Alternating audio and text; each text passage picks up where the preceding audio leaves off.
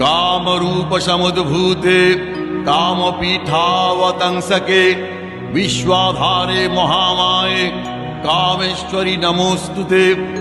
अव्यक्त विग्रहे शान्ते संतते कामरूपिणी कालगम्ये परे शान्ते कामेश्वरी नमोस्तुते।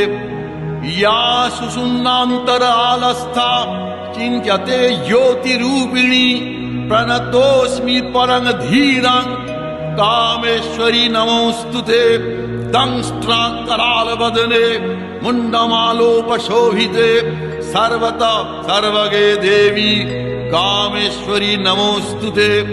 चामुण्डे च महाकाली काली कपोलहारिणी पाशहस्ते दण्डहस्ते कामेश्वरी नमोस्तुते।